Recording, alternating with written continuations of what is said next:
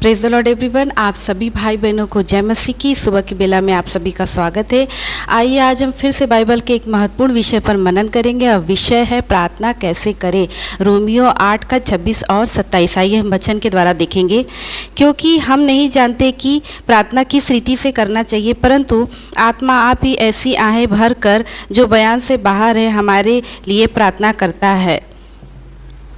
कौन हमारे लिए प्रार्थना करता है? पवित्र आत्मा। जब हमें हमेशा पवित्र आत्मा के नेतृत्व में प्रार्थना करना चाहिए, पवित्र आत्मा से प्रेरित होकर प्रार्थना करना चाहिए, पवित्र आत्मा के द्वारा प्रार्थना करना चाहिए। क्योंकि उसके बिना अगर हम प्रार्थना करते हैं तो हम बैठ कर सिर्फ प्रेयर में बकबक कर सकते हैं, लेकिन जब तक हमारी प्रार्थना आत्मा और सच्चाई से नहीं होती है तब तक वो परमेश्वर के ग्रहण योग्य नहीं होती। तो प्रार्थना पवित्र आत्मा के द्वारा संचालित होकर करना चाहिए और हमें सबसे पहले प्रार्थना में मांगना चाहिए कि हे प्रभु मुझे पवित्र आत्मा से भरें। और जब पवित्र आत्मा आहे भर भर कर हमें प्रार्थना करना सिखाती है तो वो प्रार्थना परमेश्वर के सामने ग्रहण योग्य होती है। तो इसलिए हमें प्रार्थना आत्मा और सच्चाई के साथ करनी चाहिए और पवित्र आत्मा के नेतृत्व में प्रार्थना करना चाहिए। आपने देखा होगा कि जब भी आप पवित्र आत्मा से भरकर प्रार्थना करते हैं तो वो प्रार्थना सुनी भी जाती है और वो प्रार्थना प्रभावशाली भी होती है। और दूसरा तरीका है हमें विश्वास के साथ प्रार्थना करना चाहिए। आप देख सकते हैं इब्रानियों 11 के 6 में लिखा है कि विश्वास के बिना उसे प्रसन्न करना अनहोना है। यानी प्रार्थना हमें परमेश्वर के अस्तित्व पर विश्वास करना है तब, क्योंकि देखिए हम किससे प्रार्थना कर रहे हैं वो ही हमें नहीं पता है और हमें तो फिर वो प्रार्थना किस काम की है। हमें परमेश्वर के अस्तित्व हमें विश्वास करना है कि हम जिस ईश्वर के समक्ष बैठकर प्रार्थना करें, जिस ईश्वर के सामने प्रार्थना कर रहे हैं, जिस ईश्वर से प्रार्थना करें वो ईश्वर हमारी प्रार्थना सुनने वाला ईश्वर है। यदि हम इस विश्वास को अपने हृदय में मन में रख कर प्रार्थना करते हैं तो वो प्रार्थना ईश्वर के समक्ष ग्रहण योग्य है। हम जिस जीवित ईश्वर की प्रार्थना करते हैं, हम कितने भाग्यशाली लोग हैं हम सभी मसीह भाई बहन कि वो ईश्वर हमारी प्रार्थना को सुनता है, वो प्रार्थना सुनने वाला ईश्वर है।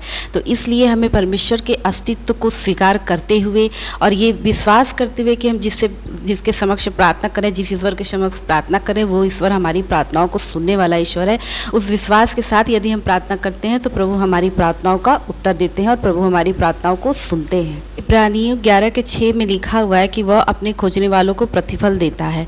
तो देखिए हम जिस ईश्वर के सामने प्रार्थना करते हैं, यदि हम उस ईश्वर को ढूंढते हैं, आत्मा हृदय मन से प्रार्थना के द्वारा प्रार्थना करते हैं तो वो ईश्वर अपने ढूंढने वालों को क्या देता है? प्रतिफल देता है। यानी प्रभु हमारी प्रार्थनाओं को सुनता है, हमारी प्रार्थनाओं का जवाब देता है। यदि हम सही प्रार्थना कर रहे हैं तो प्रभु हमारी प्रार्थनाओं को सुनता भी है। तो हम कितने भाग्यशाली कि हम ऐसे ईश्वर के समक्ष प्रार्थना करें। इसलिए हमें सबसे पहले विश्वास करना है कि हम जिस ईश्वर के सामने प्रार्थना करें वो ईश्वर सुनने वाला ईश्वर है, हमारी विनती प्रार्थना को ग्रहण करने वाला ईश्वर है। और आप देख सकते हैं वचन में लिखा हुआ है मत्ती 7 के 11 में, यदि तुम बुरे होकर अपने बच्चों को अच्छी वस्तुएं देना जानते हो तो तुम्हारा स्वर्गीय पिता अपने मांगने वालों को अच्छी वस्तुएं क्यों नहीं देगा। अच्छी वस्तु क्या है? पवित्र आत्मा है। जिस प्रार्थना में परमेश्वर की इच्छा शामिल है और जो प्रार्थना उचित है और सही है उस प्रार्थना को प्रभु अवश्य सुनेंगे और ग्रहण करेंगे। इसलिए हमें प्रार्थना दृढ़ता के साथ और विश्वास के साथ करनी है। पवित्र आत्मा परमेश्वर की इच्छा के अनुसार हमें प्रार्थना करना सिखाती है, क्योंकि जब हम पवित्र आत्मा से भरे हुए नहीं होते तो हम कुछ भी प्रार्थना में मांगने लगते हैं, कुछ भी बोलने लगते हैं। लेकिन जब हम पवित्र आत्मा से भर जाते हैं तो वही बोलते हैं, वही मांगते हैं जिसमें ईश्वर की इच्छा शामिल हो और ऐसी ही प्रार्थना को प्रभु ग्रहण करते हैं, ऐसी ही प्रार्थना को प्रभु सुनते हैं और ऐसे ही प्रार्थना हमारी स्वर्ग तक पहुँचती है ईश्वर के समक्ष और इन प्रार्थनाओं का परमेश्वर हमें उत्तर भी देते हैं।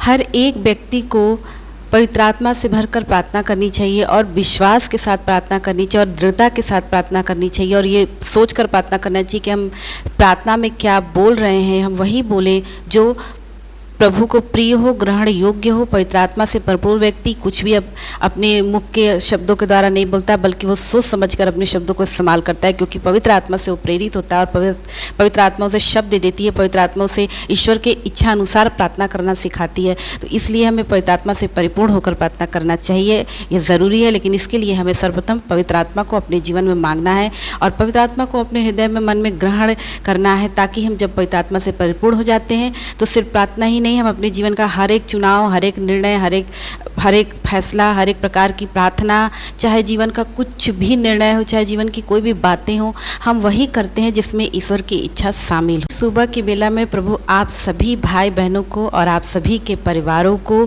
आशीष दे और अपनी शांति और आनंद अनुग्रहों से भरे। आप सभी को जय मसीह की।